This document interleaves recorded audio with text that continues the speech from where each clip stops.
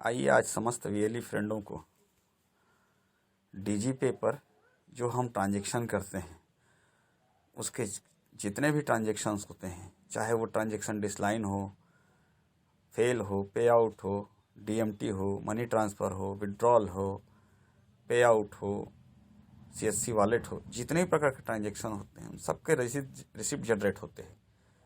चाहे वो सक्सेस हो, फेल हो, जो भी हो, उसे हम जानने के लिए क्या देखें, हम डीजीपे पोर्टल लॉगिन ना करके हम सीधा अपने सिस्टम के एंड्रॉयड सिस्टम के फाइल मैनेजर पर चले जाते हैं। फाइल मैनेजर में जाने के बाद आपको यहाँ फ़ोन स्टोरेज मिलेगा। स्टोरेज जहाँ आपका फ़ोन स्टोरेज होता है, यहाँ पर used often file, all file, हम ऑल फाइल का प्रयोग करते हैं। ऑल फाइल में जितने भी आपके कहा जाए हमारे जो सिस्टम रहता है, सिस्टम के अंतर्गत आपने देखा होगा कंट्रोल पैनल के अंदर कंट्रोल पैनल में प्रोग्राम्स रहते हैं और सी ड्राइव में उन प्रोग्राम फाइल्स के डेटा स्टोरेज होते हैं। मसलन डीजीपे है, जैसे हम ये इस्तेमाल करते हैं, अभी यूसीएल इस्तेमाल करते हैं, उसका भी डेटा वहीं सी ड्राइव के फोल्डर, वहाँ भी फोल्डर बने हुए रहते हैं।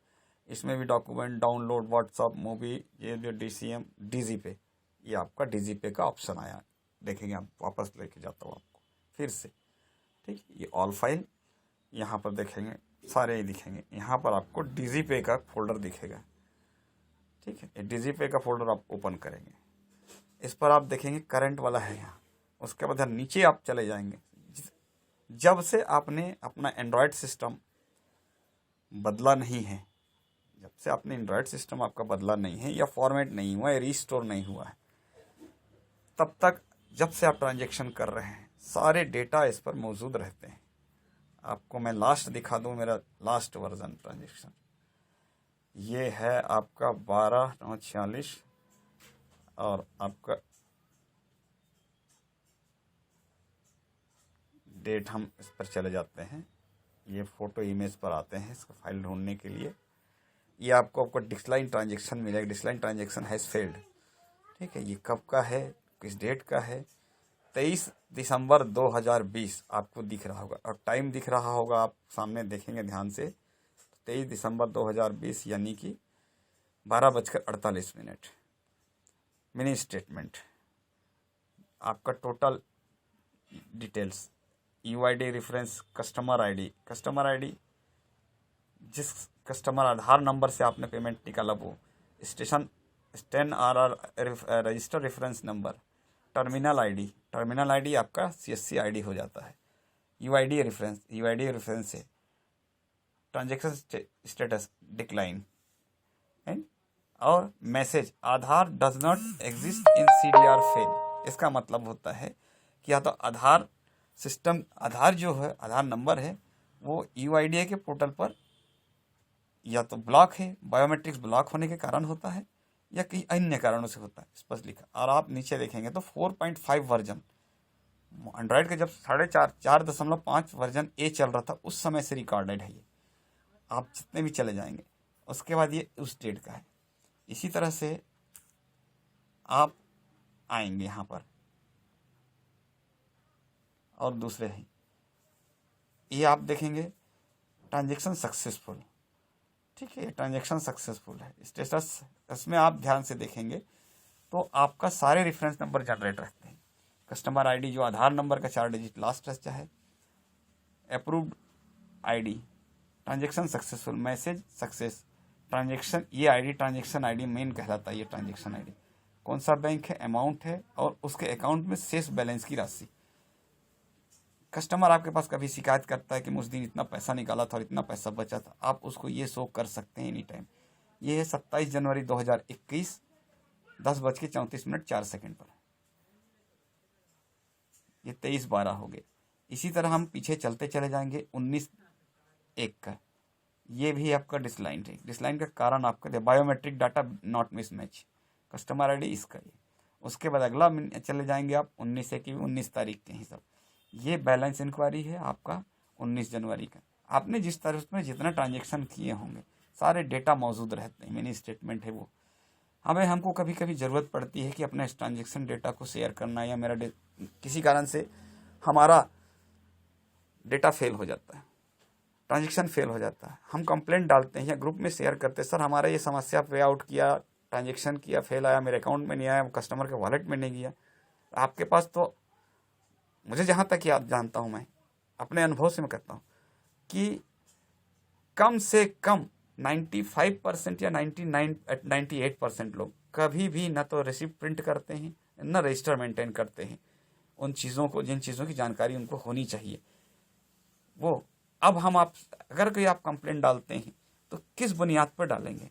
ये डेटा तो आपके पास उपलब्ध है नहीं। अगर ये डेटा आप शेयर करते हैं, जब ये डेटा आप शेयर करते हैं तब आपको उसकी जानकारी दिया जा सकता है। लेकिन ये डेटा जो है हमारे स्टेट टीम के पास, सेंट्रल टीम के पास उपलब्ध रहता है, उनको निकालना पड़ता है, उनको काफ़ी मशक्कत करनी पड़ती है डेट पर। इसलिए आप अपना स्टोरेज खोल ढूंढ के रखें।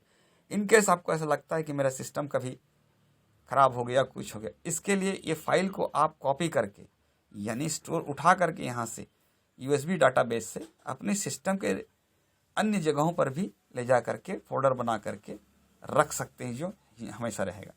ये आप देखते जाएंगे, सक्सेसफुल ट्रांजेक्शन सारे इसमें हैं। जहाँ डिसलाइन हो गया, डिसलाइन में आप ध्यान से देखेंगे, स्टेटस डिसलाइन यहाँ पर लिखा हुआ है, इस पर exit withdrawal amount limit cash withdrawal transaction fail, Chhattisgarh राज्य ग्रामीण बैंक, यानी कि उनके खाते में इतनी पर्याप्त राशि नहीं है जितना वो निकालना चाहते हैं, कुछ अकाउंट होल्डेड है। अब आगे हम बहुत दूर तक चले जाते हैं, क्योंकि ये 15 फरवरी है, 15 फरवरी है। अभी बहुत सारे डेटा है मेरा, उस डेट से लेकर आज तक के सारे डेटा है, क्योंकि मैंने फॉर्मेट और रिस्टोर नहीं किया, और ऐसे मैं बीच बीच में इसको स्टोरेज में अपने सिस्टम पर स्टोरेज रख लेता हूँ।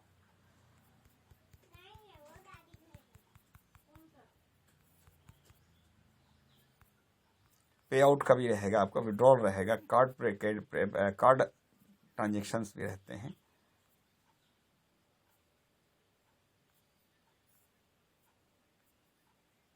चलिए हम इसको वहाँ वापस ले चलते हैं।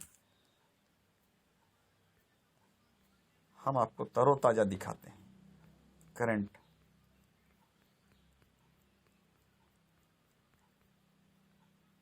रिसिप्ट, ये अब ये डेट वाइज यहाँ से जारी हुआ है, आप यहाँ से भी देखते हैं 14/1/2021, 14/10/2021।